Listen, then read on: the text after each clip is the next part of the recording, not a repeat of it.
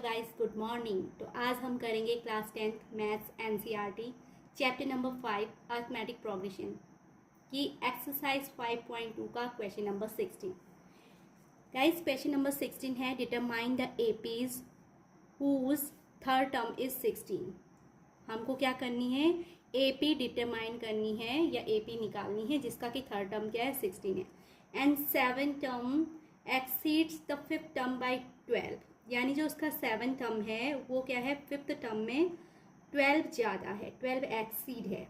Okay तो हम first करेंगे, let the first term of A P be, let the first term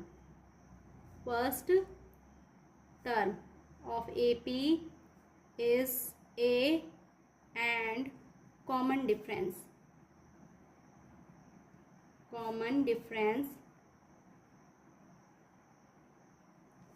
is D. तो so according to question,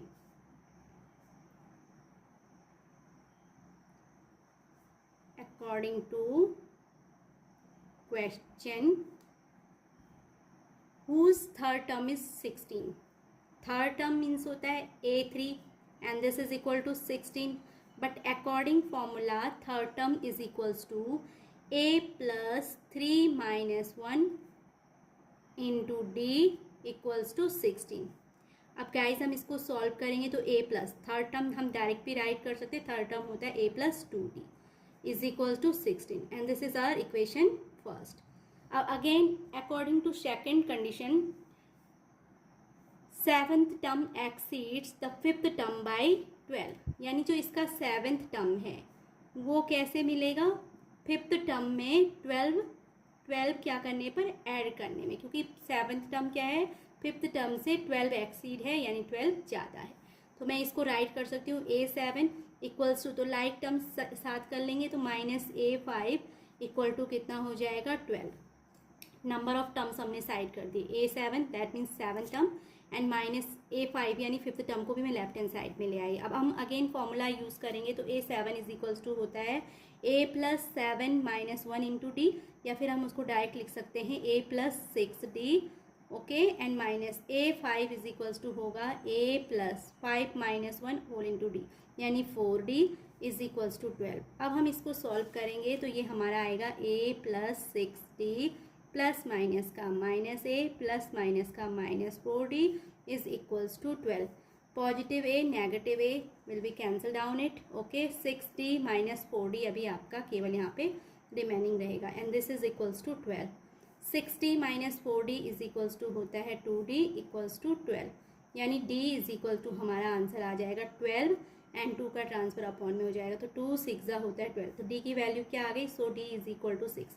अब हम क्या करेंगे, D की वैल्यू इक्वेशन फर्स्ट में मैं पुट कर दूंगी, तो put D is equal to 6 in equation first. तो गाइज ये आ जाएगा, इक्वेशन फर्स्ट है हमारी A plus 2 into D equal to 16, तो यहाँ से आपको मिलेगा A प्लस 2 इंटू डी की प्लेस पे मैंने 6 रखा इक्वल्स टू 16, तो A प्लस 6 2 जा 12, 6 2 जा कितना होता है 12 equals to 16, that means A equals to आ जाएगा 16, ये प्लस 12 राइट हैंड साइड में माइनस 12 हो जाएगा, तो A इक्वल्स टू हमारा आ गया 16 minus 12 is 4।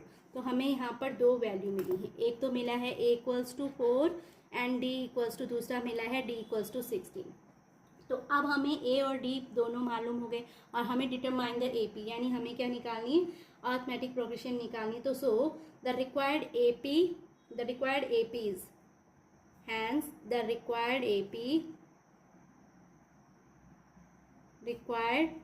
AP is first term होगा, देन दूसरा टर्म जो हमारा होगा A plus D comma A plus 2D comma A plus 3D and dash dash up to so on चलता रहेगा। ओके तो अब मैं इसको राइट करूँगी, A is equals to 4, that is मैं राइट कर सकती हूँ, दैट मीन्स होगा A फर्स्ट टर्म 4 में मैं 6 ऐड करूँगी तो सेकेंड टर्म हमारा क्या हो जाएगा, 4 प्लस 6 होता है 10, फिर अगेन 10 सेकेंड टर्म में कॉमन डिफरेंस यानी D ऐड करना है, D 6 है तो 10 प्लस 6 होता है 16 एंड 16 + 6 अगेन ऐड करेंगे तो 22 and up to so on. हम ऐसे ही क्या निकाल सकते हैं, इसके आगे के टर्म्स निकालते हैं। तो हम जनरली क्या करेंगे, 3 और 4th ही टर्म निकालेंगे। तो that is our required AP. ये हमारी क्या है, रिक्वायर्ड एपी है। तो गाइज इस तरह से हमने इस क्वेश्चन को सॉल्व कर लिया है।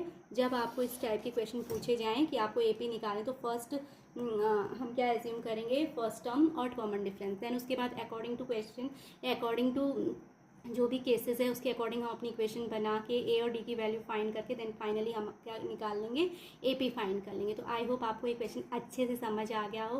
Please watch my videos and please like share and subscribe it with your friends. Thanks for watching again.